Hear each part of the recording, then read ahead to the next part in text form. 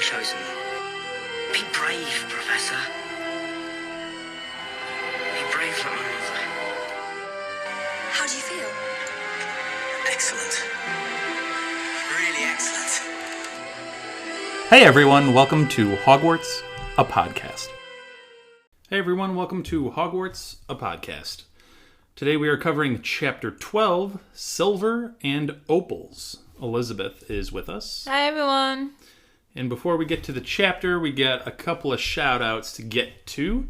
Our first one comes from Stella on our Order of the Phoenix Chapter 36, The Only One He Ever Feared episode. And she says, Voldy, because he is risen! Oh, my gosh.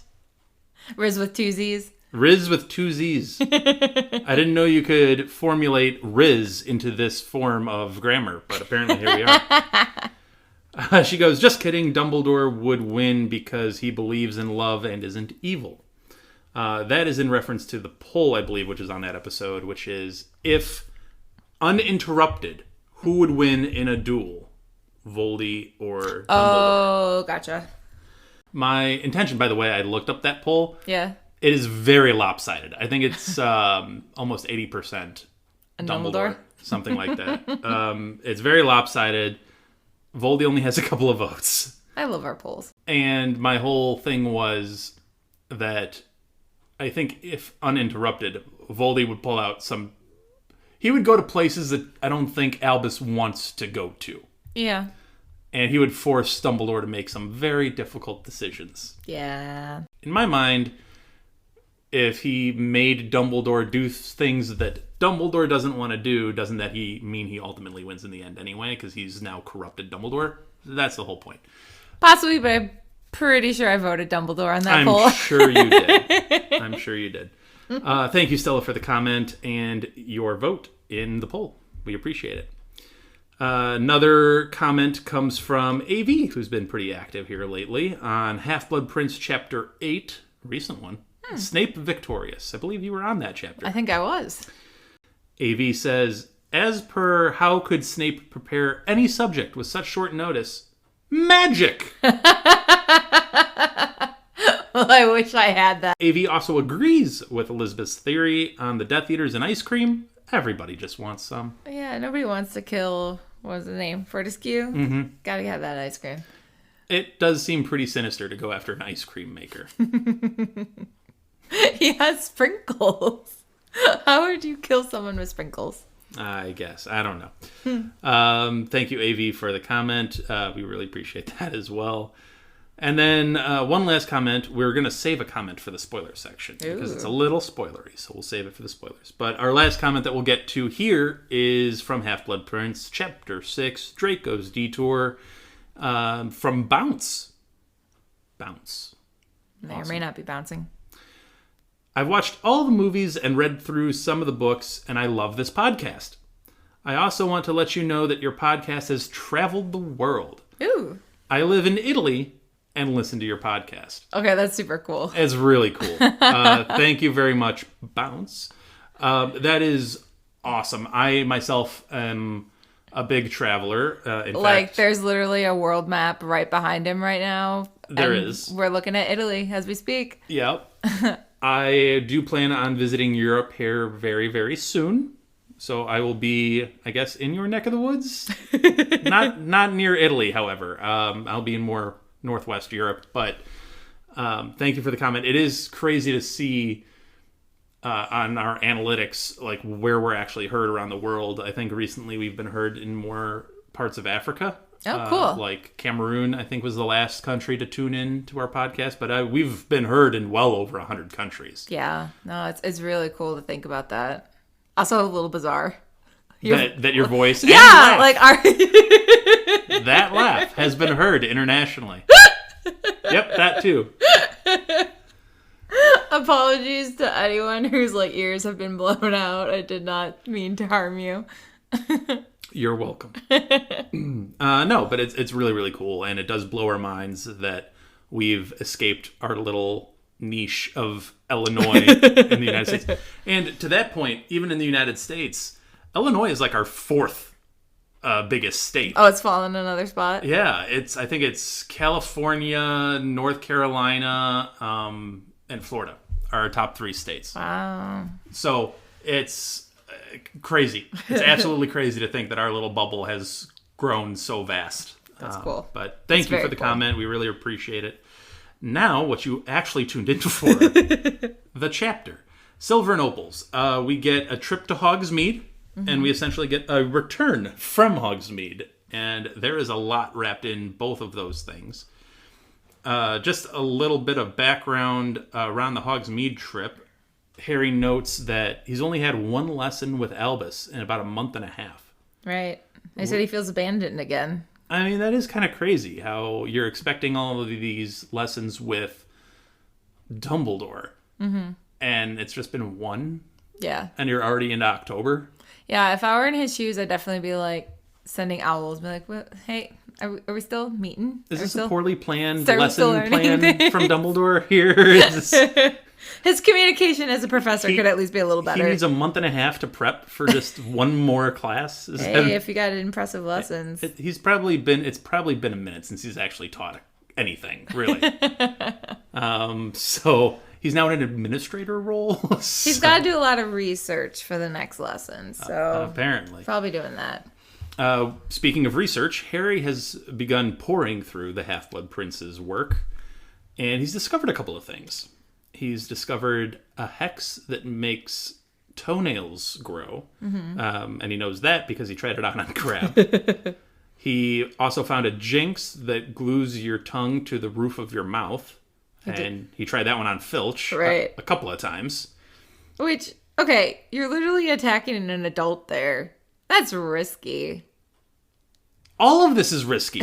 You're trying hexes and jinxes without knowing what they do. True. That's, very true.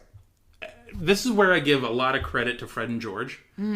Because they're experimenting with magic, and they're trying new things and pushing magic a little bit further. Which could be very dangerous. Could be very dangerous. But you know what they do? They do it on themselves. Right. They don't put anybody else in harm's way. They're like, I don't know what this is about to do. And if it goes poorly, it can go really poorly. So I will take the risk. Yeah, it's not Harry's best moment. It's dangerously... I don't want to call it immature. It's not immature, but it's pretty immature. It's a dangerously naive thing to do. Yeah, it's very risky. But anyway, which we'll get into Hermione's thoughts about the whole thing a little later. But yeah, a couple other spells that he attempts is Muffliato, which is a spell that fills nearby ears with a buzzing sensation. Which, for that spell, reading the description of it, I had always thought, canonically in my head, like, oh, Muffliato, that just means people around you can't hear you. Just period. This says it fills nearby ears with buzzing. Yeah. So you hear a buzzing noise in your ear. Yeah. One of two things would fly through my head. One, there is a bug of some sort near my ear. Or two, I am now having hearing problems. And if there are multiple people in the vicinity... all feeling that same way? Wouldn't multiple people look around confused, being like, why am I hearing buzzing? Yeah, no, I always interpreted it the same way as you. I would always just think of it as like, okay, you can't hear our conversation, you continue about your thing, we're in our own little silent bubble. But no, the description does have buzzing. I just feel like this isn't a real perfect spell. Like, in some situations I get it, but in like a classroom setting, like how they're using it, yeah, I don't think that would work particularly well. I do wonder, like, I mean, it kind of implies that they can continue conversing with each other. Like, not the people who are protected from the spell, but the people who have the buzzing in their ear. So it makes me wonder, like, how loud is this actual buzzing that they can continue going about their conversation, but they can't hear their conversation? Is it every time one of the trio speaks, then they hear buzzing? It comes out as a buzzing. Oh, that's interesting. Kind of Black Mirror-ish. Yeah, like it's like selective. Yeah, like you've been muted. Kinda. So it's not constant. Maybe that's it. I don't know. Anyway. I feel like that'd be better. Maybe. The other spell that Harry tries randomly and without caution is Levi Corpus, which is noted as a non-verbal spell. And we know Harry's been having some struggles with nonverbal spells. However, this one seems to have no issue with it whatsoever.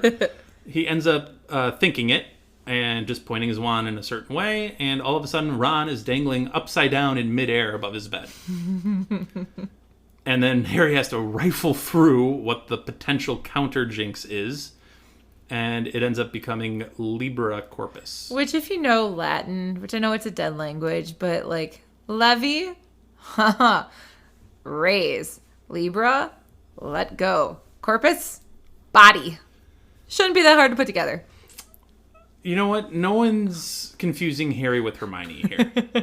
Well, I do like how Ron and Harry were both like, yeah, reading your textbook is indecent behavior. Only weirdos like Hermione does that. It's like, yeah, I guess maybe you should read some more textbooks, sir. We kind of mentioned it a little bit earlier, but I'm kind of with Hermione here that Harry should be much more cautious.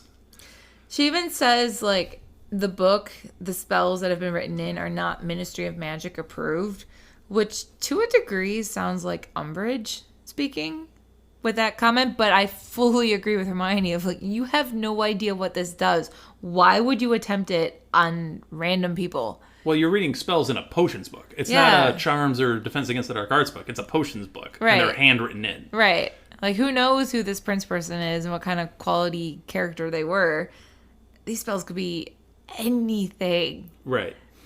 And he's reminded of, oh, wait, I have seen this spell before. Mm-hmm. It was used by my father against Snape.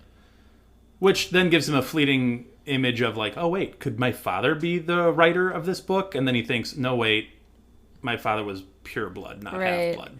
It's one of those rare times where Harry's referencing a memory that Ron and Hermione aren't aware of. Because he hasn't told them the reason why he knows that. He was like, oh, yeah, Lupin told me. I didn't go into Snape's memory and see him get bullied.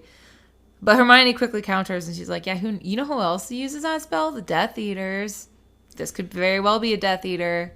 It's a valid point by Hermione. I don't believe it's probably the same exact type of spell, because it looked much more sinister, or it read as much more sinister. I mean, they were like flipping them around, contorting, spinning them, and, yeah, all sorts of stuff. It looked like a combination, or it read as a combination of like Levi Corpus and Cruciatus Curse. Yeah. Like it was a combo platter of both. Yeah.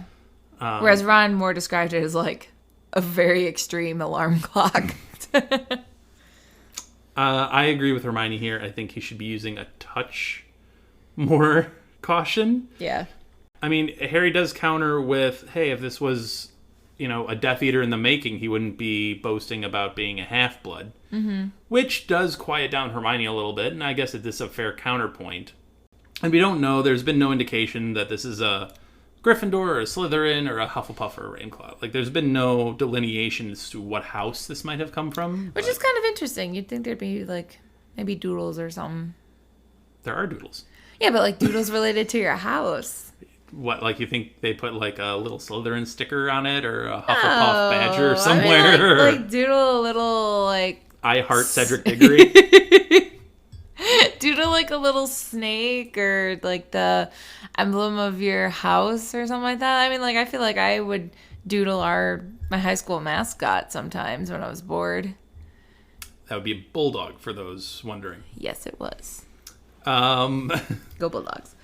They do notice some things as they get into Hogsmeade. They notice that Zonko's joke shop has closed. Why do you think it's closed? I can only come up with two reasons. One, they want to keep their business safe and they just shut it down. Mm-hmm. Or competition from Fred and George's has already taken a bad economic hit to Zonko's. If that's the case, I feel like Fred and George would both be excited, but also kind of like disappointed because Zonko's is nostalgia for them. Well, what Fred and George Zonko's, should like, do founded them. Is they should offer to buy Zonko's, yeah, buy them out, and have a Hogsmeade location. Yeah. Maybe in the future. Who knows? Yeah. But yeah, so Harry immediately notes, like, this trip is not intended to be fun. Doesn't help, it's also freezing. Freezing, windy. It's not exactly the most pleasant weather at the moment. But they dip into Honeydukes, which is a solid choice, and immediately Slughorn pops out of nowhere and tries to recruit Harry. And that is where we learn that Harry has been scheduling Quidditch practices to coincide with whatever Slug Club meetings there are. Which I have mixed feelings about. Because on the one hand, like, okay, that's really funny. Like, you're getting out of this thing that you don't want to do when you're hanging out with Ginny and being able to laugh with her and Ron at Hermione having to go to these things. On the flip side, poor Hermione. She has to go to these parties that she doesn't really want to go to, and she's forced to socialize. And I'm very much an introvert, so me having to go alone to this kind of thing while my friends are just laughing at me, I'd be a little peeved. However, Hermione does say, like, Harry, sometimes these are actually a lot of fun. Yeah. Like, I wonder, Harry, I get you don't feel like you need it, or you don't really want to. He doesn't want to be showed off. Then I get that. But there can be, first of all, as Hermione said, it can be fun. Just generally, can be a good time. I'm sure there's like good food and fun conversation Right. and whatever. And number two, I mean, it can't hurt. Like, I mean, this could help. Yeah, imagine if Slughorn has some Auror come and he could give him tips of how to apply and what the process is like. Like, that could be valuable information. But at the same time, I do feel bad for Hermione of having to go by herself every single time because she's too polite to be like, nah, I can't. She just doesn't have the excuses that Harry does. And she's fine with her homework, so it's not like she's like, I'm super behind. Right. I'm surprised Ginny's not getting more and more invites. Unless she's also getting out of it because I guess the Quidditch practice. Yeah. That's fair. The trio also runs into Mundungus and catch him peddling some stolen goods that happen to be from Grimmauld Place. Mm-hmm. Harry, stunningly, not a fan. No, he gets very aggressive. Very aggressive. Throttles him basically by the throat and puts him up against a wall. Mm-hmm. Which, again, if you're forgetting, Harry is now 16. He's grown a little bit. He's a little taller. He's a little stronger. Well, what really gets me about the situation is, like, he reacts with that aggression before he even realizes that technically that stuff is his stuff. Like, it was left to him in Sirius's will, but he just has that gut reaction of that is what's left of Sirius, and you are just selling it in the streets. Like, how dare you? You're right. It is kind of an interesting roller coaster that Harry goes on emotionally here in this relatively brief scene where he starts out with flat out aggression because of exactly what you said. It's Sirius's stuff and it's what's left from him and all of that. But then he realizes, oh, it is my stuff. He's stealing from me. Right. Like, what the heck? Which Hermione points out is like, oh yeah, that's probably why he was so desperate to get away from you. Yeah. And then a third go around, he's like, Sirius hated most of that stuff anyway. Yeah. So it's like a really roller coaster ride that he goes on. I think it's mature that he ended on he hated it stuff, so it's not worth getting upset about. Because it is just material possessions. Your memories are going to be more valuable than any of the silver or gold that he might have in his house. Are we sure about that? Because that stuff could be really valuable. Hence why Mundungus stole all of it.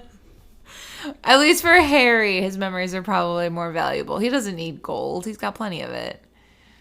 At some point, we should do a deep dive on how he has so much gold. Because his parents died when they were very, very young.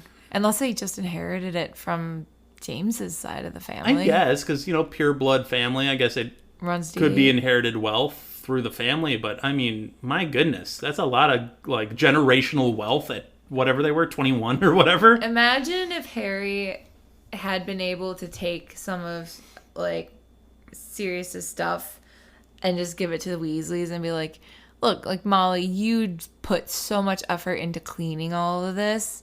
You have it. You enjoy it. And it's not so much because of the value, but, like, oh, you want nice, fancy, like, plates and stuff? Here you go. If you decide that you want to sell it, by all means. I don't really care. Like, use it in a way that it was never properly used. It's true, but the Weasleys don't strike me as They won't take charity. They're not a hand-me-down. I mean, they are a hand-me-down family, but they're not like a like you said, charity. Yeah. They're not big on that. They're like, we can do just fine. It's just a shame that, like, he could totally pass it off as, like, you know, Sirius would want it to be used in a good way, and what better family to use it than the Weasleys. It's still a house. It still needs to be furnished. It still needs to have stuff in who's it. living there other than Creature, really?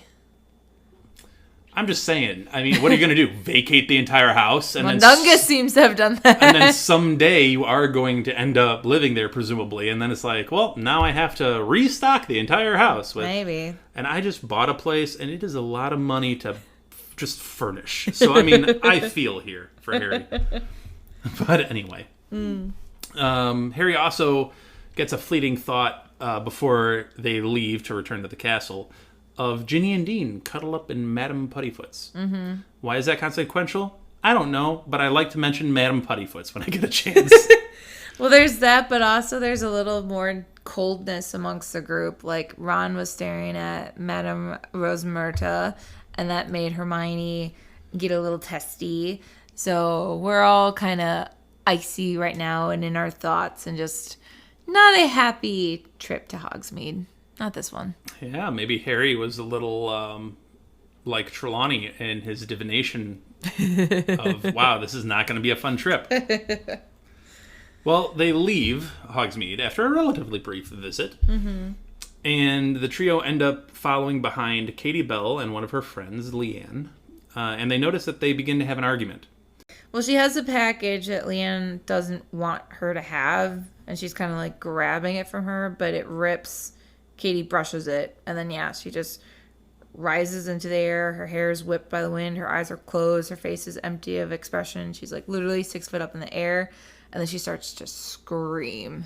Yeah. When they come up to the scene of the argument and the odd scene of Katie in midair, Screaming. They notice that there's an ornate opal necklace that is visible near the box, and the box has a greenish glitter around it, which at some point Ron tries to grab, and Harry's like, what are you doing? Yeah, no, he's like, I recognize that at Bergen and Burke's my second year. Like, I saw it. It said that it was cursed. Like, we need help right now. So he ran to get Hagrid, which, honestly, if I were a teacher and I had to deal with this scene, I would be terrified. Like, you probably have more experience with this kind of stuff. This is literally my job. Yeah, like I would be like, oh my god, panic. So much panic. I would still deal with it, but I would be afterwards freaking out that I messed it up and I did everything wrong. Yeah, no, this is more up my alley of, like, people literally screaming and I have to go run to a situation where there's something wrong. Uh-huh. And yeah, I mean, Hagrid, to his credit, diagnoses the scene pretty quickly, mm-hmm. and also recognizes, hey, this is beyond my help. Let's get them to someone who can really do some work. Yeah, sprinter her to the castle. Yeah. Leanne ends up saying, just briefly, that Katie ended up coming out of a bathroom with said package and wanted to give it as a gift to someone at Hogwarts. Naturally, Harry immediately jumps to Draco as the culprit. Even though Ron's like, I mean, it was the girls' bathroom, so chances are Malfoy wasn't in the girls' bathroom. Which I will counter. They spent the vast majority of their second year in a girls' bathroom, so it's not unheard of for the boys to be lurking in places they shouldn't be. Just saying. It's fair enough. Anyway, they return to the castle. Katie is taken to get treatment on the affliction that she now has. Mm-hmm. Leanne is immediately whisked away to get a calming potion after she tells McGonagall as much as she could, which, admittedly, not much, because she becomes a little hysterical, which is reasonable. That's reasonable. Yeah. Snape gets the necklace, because obviously it's a dark art, so he's the defense against it. He would be the expert, so you send that his way for that. So nothing out of the ordinary there. And then McGonagall turns to Harry, Ron, and Hermione, which in the movie there's just a great quote. And I was hoping so badly that it was going to be in this chapter. What's the quote? The quote in the movie is literally after this scene happens. and it's the trio with McGonagall. McGonagall turns to the three and she goes, "Why is it always you three?" Okay, lines like that, I will grant the movies. Those are good additions. That's a great line. It's a great line. Because it's true to the character. It's perfect. It's great. And I was so hoping that it would be in the book, but unfortunately, it is not. She was probably thinking it. She was definitely thinking it, 100%. But so she learns of the events. Here's the thing, though. Here's my thing about this. Harry did not want to reveal his full theory involving Draco because he said McGonagall did not invite confidences. And I'm thinking, how? Yes, she does. How does she not invite confidences? I understand her more rigid persona and a little bit more abrasive persona. That's fine. Harry, do you remember when you woke up sweating from a nightmare and rambled off that Ron's dad was being attacked at the Ministry of Magic or whatever she took he that said? pretty seriously. She took that pretty darn well. Why? Or like the fact that she stood up to you or stood up for you against Umbridge when you wanted to be an Auror and she said there was absolutely no way. Or the fact that she, even your first year, like put her neck out for you to get you on the Quidditch team as the youngest Quidditch player. I'm sorry. I don't buy it. Yeah. I don't buy it. Yeah. She has gone out on a limb for you multiple times now, and you've said some ludicrous stuff. Ludicrous stuff. And she has And even when you. she did punish them, I mean, like, think about with the trolls, and she was like, you guys were idiot first years. She punished them, but it wasn't that severely. It was more like happy that they're alive. Now, some of our listeners have counter-argued that Harry has not had great relationships with adults in his past, growing up with the Dursleys. And I understand that, and that is very, very valid. So he's got a lot of trauma there that needs to be dealt with in some way, shape, or form. That being said, he's had 6 years now with these new adults, and they've been fairly positive experiences. Like we've just rattled off all of the things McGonagall has done for him in 6 years. Plus, she's a member of the Order. Order. Come on. Like, I'm sorry. If you feel like you have something, you should share it. Right. I'm like, why are you being like, oh, McGonagall might not respond well to this? I'm sorry. Has she given you any indication that... The only possible defense I could have for Harry with this is that Dumbledore, just by his presence, seems to put people at ease. McGonagall, I don't think necessarily has that presence. And for Harry to come up with something as extreme as blaming Malfoy, it could be a little unnerving as to how it might backfire. But I still think he should tell. So her response, I feel like, is fair. You know, hey, Harry, that's a really serious accusation. Like, do you realize what you're accusing this student of doing? Also, just imagine from her perspective, like Harry sprouts this, and then Ron immediately looks embarrassed, and Hermione starts to like shuffle away and put more distance in between the two, and you'd be like, "Oh, okay, this is what we're dealing with." Right, and she still takes it seriously, though. She like responds. She responds, but yes, if you say something and the two closest people to you in the world start showing signs that they don't fully support said story, that doesn't bode well for your convincing anyone of anything. No, it does not. But McGonagall, like I said, says it's a very accusation. Do you have proof? Which I feel like is fair.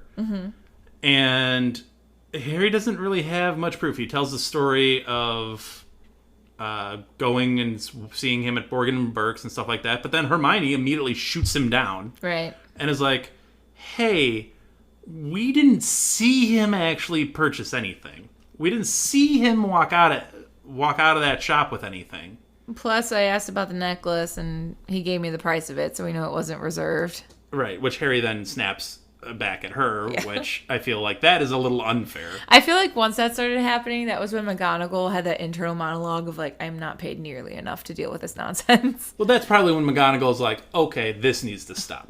We're shutting this down. This is over. And, you know, McGonagall says, you know what? Draco wasn't even in Hogsmeade anyway. He couldn't have given Katie the package because he was with me. He had detention for not turning in homework twice in a row. I would have so many students in detention if I gave detentions like that. I wish you could. I wish you could. Oh, like I just think about my senior class that I have right now. They just had, as a whole, I have 15 students who had 57 missing assignments. Like, they should have all been in detention, but I can't. I mean, this is a pretty thorough demolishing of Yeah. Harry's thought. I mean, Yeah. between McGonagall and Hermione, who just fire all of this seemingly bulletproof evidence against Harry, it's a closed case at this point, right? Yeah. And Harry, despite all of that repeated logic and proof being thrust at him, still firmly, completely undeterred, relentlessly blames Draco. I will at least give him 1 point of, okay, Harry, good job, in that he put aside the, like, indignation that no one is agreeing with him in order to then be able to speculate with the other two what just happened and process it. Like, you put your anger aside, that's good. That's a sign of maturity. So good job, Harry. But you're right. He just has gone into the mode of just like, denial, denial, denial. I'm right. You guys are wrong. And nothing you say can change my mind. Yeah. That's pretty much the chapter. It's a pretty well-contained little chapter about a miniature trip to Hogsmeade. That's not even a full trip because they leave early. And then just the exciting nature that happens afterward with Katie getting this dark magical item and having to get teachers involved to help solve this crisis. Yeah. Which I will say, Ron makes a good point at the very, very end of the chapter. He says how, as a plan, it really wasn't that well thought out. Like, there was so little guarantee it would get into the castle, knowing that Filch was doing those secrecy sensors. Plus, it didn't even leave Hogsmeade. It barely got down the street. So whoever, like, tried this attempted murder or whatever we're assuming their motivation was, like, they weren't thinking about the details. Well, and then they get into this whole, like, well, they were clearly trying to kill Dumbledore. Mm-hmm. And then Hermione just turns around and is like, they might have been going after you. Mm-hmm. And then Harry does think, like, well, if that was true, then Katie would have just turned around and given it to me. If she had seen him. Yeah, but they were in the same... They left, I think, what was it, the Three Broomsticks or something like that together? Slightly afterwards, I think. Yeah. Like they were ahead. They were in range. Mm-hmm. So, seems unlikely it was destined for Harry, but... I do think it's funny how quickly he brushes that aside, though. Like, Harry, you are the chosen one. You don't think you'd have a hit on you? A target on you? Yeah, like, come on. You have arguably the largest target on you. So... Yeah. But that's pretty much the non-spoiler part of it all. Yeah. Ready to take a break and get to the spoiler section? Absolutely. All right. So we will pause right here, get to the break sound, and then we will return with the spoiler section of Chapter 12. Before we get to our break sound, I'd like to acknowledge our friend Andy, who helps us produce our intros and our break sounds. If you want to hear more of Andy's work and like Formula One racing, check out the Outlap F1 podcast. It's your one-stop shop for Formula One news, insights, race previews, and reviews. You can find them wherever you listen to podcasts, and they even have a YouTube page. So check out Andy, Cody, John, James, and Deanna, and join them on the Outlap. Where is he? Where's my 1-1? All right, we are back with the spoiler section of Chapter 12, Silver and Opals, and I wanted to start with that comment that is more suited for the spoiler section.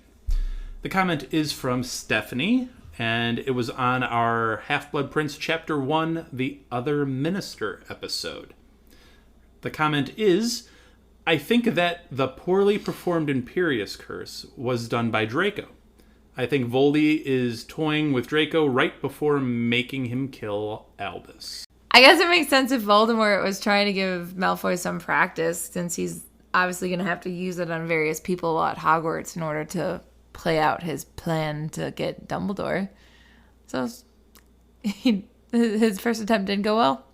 So I think it makes a lot of sense that Voldy would want Draco out doing things and getting some practice and getting some work under his belt, especially before, like Stephanie says, he has to take on such a momentous, almost unrealistic job. Not almost unrealistic, a very unrealistic Fairly job. unrealistic, yeah. Go take down Dumbledore. Good luck. Yeah. So, I mean, it might make sense that Voldy is giving Draco some tasks, and it also makes sense that it would be Draco to put the spell on because Draco's not, presumably, as well versed in some of the more advanced spells. I mean, because the only experience you got was was Moody, not Moody, feeling it, right? Not. I mean, they didn't practice Correct. putting it on anybody. I mean, let's be I'm sure real. Bellatrix taught him some stuff. He's with Lucius, Narcissa, and Bellatrix. I'm sure he's gotten some experience, but it's a whole other... Practicing is one thing. Right. Going out into the real world and pulling it off is a whole other. Well, so as Bellatrix said, for those unforgivable curses, you have to mean it. The only problem is that I could buy that for just a target. Mm-hmm. I don't know if I buy him making Draco do it on a somewhat or seemingly important target as someone in the someone in the Prime Minister's office. Like, a head of state. Maybe if they, like, captured him and brought him to Malfoy Manor and were like, here you go, Draco, have some practice. Maybe. And, you know... But surely someone would have noticed he was missing. The repeated Imperious Curse attempts is what made him go a little crazy. And that might be fair. So I see where that theory is, and it sounds really good. I just don't... The only thing I would throw back is I don't know that Draco would be tasked with such a potentially important job out the gate as someone in a government office.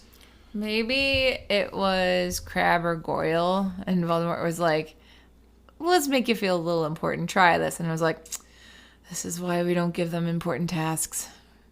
They disappoint. So the other thing, speaking of Draco, that I wanted to get into in the spoiler section is this whole thing between Harry and Draco early in the books. And I know I've gone about it a bunch. So I'm going to take a different angle on it. I mean, you're not doing 6-year stalker right now? No. Because, like I've acknowledged, Harry's obviously right. Draco's up to some very mischievous deeds. Mm-hmm. And he's up in his armpits in dark magic. I get it. I mean, really, Harry is right on the money. First person he suspects of it is Malfoy. First person he suspected of the necklace being, like, meant for is Dumbledore. That's fine, but here's my point. Is his first assumption is always Draco. Always. A clock will be right 2 times a day. That's kind of what I'm saying. Isn't it a little bit of a luck thing that, yes, he ends up hitting it? By the way, Harry must be insufferable after this. I mean, if you thought Hermione Not and Ron... only did I survive you-know-who multiple times, I was right about Malfoy. No. He doesn't mention Voldy once. He's like, I was right about Draco. If I were Ron and Hermione, I would kill him. I'd be like, I can't deal. Like, you were ego lucky. On this man. You kept saying Draco. Eventually, you had to be right. Well, similar with Snape, right? Like thinking of, Snape killed Dumbledore, so I suspected him this whole time. Well, yeah, but that gets flipped on. Yeah, at the it end. does. So, I mean, whatever. But no, I'm just saying. All I'm saying is that I get Harry's right about Draco, but at the same time, it's like, you're lucky that it ends up being Draco. Because with you accusing someone of actual, like, assault, right, and attempted murder, right, and attempted manslaughter, and all of these crimes, it's like, you best be absolutely sure. Like McGonagall says to him, it's like, that's serious. What's your proof? Mm-hmm. And he doesn't have any really right now. Just a gut feeling. But I don't know. I'm just saying, like, it's a little lucky that he ends up being right about Draco. It could be a lot of different factors. Yeah. But anyway, we each had a similar thought on a certain quote that popped up in this chapter. An ironic quote at that. He said when he was doing the nonverbal spell of Levicorpus, he's talking about how, like, oh, I suck at doing the nonverbals, but maybe I can do it this time. Snape says, like, keep failing at it, but he said, quote, on the other hand, the prince had proved a much more effective teacher than Snape so far. Funny how Snape is more effective than Snape. Yeah, this is where I believe it's firmly the state of mind that you're in. Yeah. And here, Harry is very receptive to what Snape is putting in writing. And he's honestly not very receptive to Snape as an actual human being in front of him teacher. And then on the flip of that, with, like, Snape, if you remove his trauma and you remove his bias against Harry, he could be an astounding teacher. Could be. I do, however, get the sense that is Snape's goal really to further young minds in education? Because why wouldn't you be noting in a potions class that the correct way to do something is to crush it, not cut it? That is a very good point. Like, if your goal was to literally educate young people and make them better at whatever Right, it is, which right. should be your goal as a teacher, Right. you would tell them that. Because it's a very important technique for your lessons. Instead, I get the idea of, I'm better than you. I want to keep it that way. Yeah. I know my secrets to making these as good as they are. I'm not letting you in on that secret. I guess the real world comparison would be like if you have someone who has a patent on some invention or maybe some like secret recipe or something, and you're like, I want to keep that hidden because it gives me an edge and makes me more money. But I would agree, if you're in a teacher mode, your job is to teach. You got to share the knowledge so that you can teach. Right. So it's a little bit of both, I think.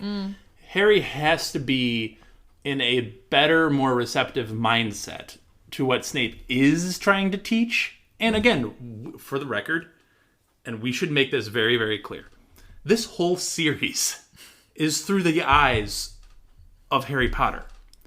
Right. So we are discovering this wizarding world through the avenue of Harry Potter.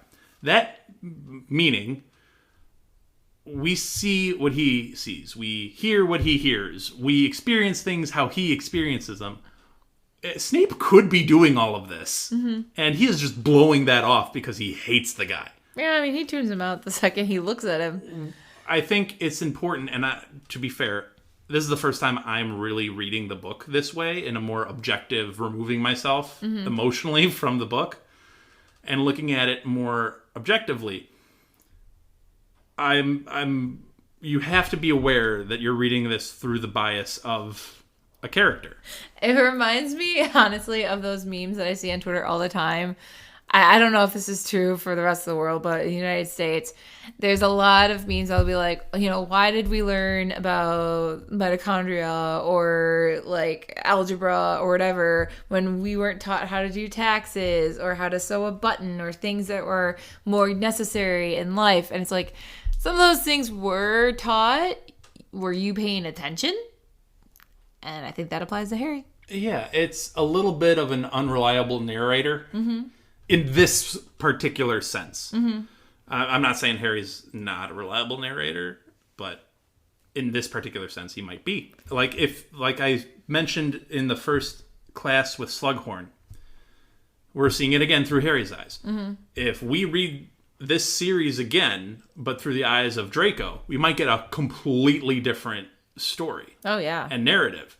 We might see Snape doing things in potions class that are different from Harry's perspective. Right. And the same thing about Slughorn. Right. Slughorn doesn't really treat Draco very well. Well, he might have a different view of Slughorn, might he? Like, you know what I mean? So you do have to take into context who you're reading this through, and that they might have missed a detail or two because they are biased towards a person or a situation. Speaking of going from someone's perspective, I do wonder if Snape ever thought about the fact that, wow, all these old jinxes that were really common when I was in school have suddenly started popping up. Like, I'm sure he heard about Crab's toenails. He's in his house, and Phil's getting his tongue glued to the roof of his mouth. Like, someone had to do the counter jinx. We don't know who, but we know it wasn't him. Not as a squib. So I just wonder if he thought, like, this is a little suspicious. I should go check to see if my potions book's around. Or if he was just kind of more like, that's someone else's problem to deal with. So these initial spells, the Levi Corpus, obviously he didn't invent that. Mm-hmm. James did it to him. Mm-hmm. Not that James even invented it either. Right.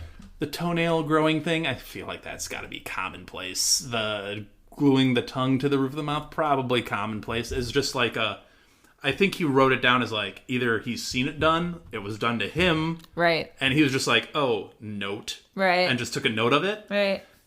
Obviously, that's fine and good for these. Later on, we get a different spell that he did particularly have his hand in making. Yeah. Where it's his signature. So that's where he's probably like, oh, no. Yeah, you go that's get me mine. your book. I want to see which copy you have. Right. Yeah. So that's the one that sparks his interest of like, no, wait, only one, maybe a few, maybe a handful at most might know that spell. You should not. How'd you figure that one out? Mm-hmm. So the ones that we talk about mainly in this chapter, I think it's just him taking a note on like, hey, this is probably how this was done or whatever. But would you want the toenails jinx done on you? no, I don't want any jinx done on me. Why would I want any jinx done on me? Because then you could have like the The longest bat toenails, bogey one and it sounds would. horrible. If you had the longest toenails, you could be in the Guinness Book of World Records. Why would I want that? No.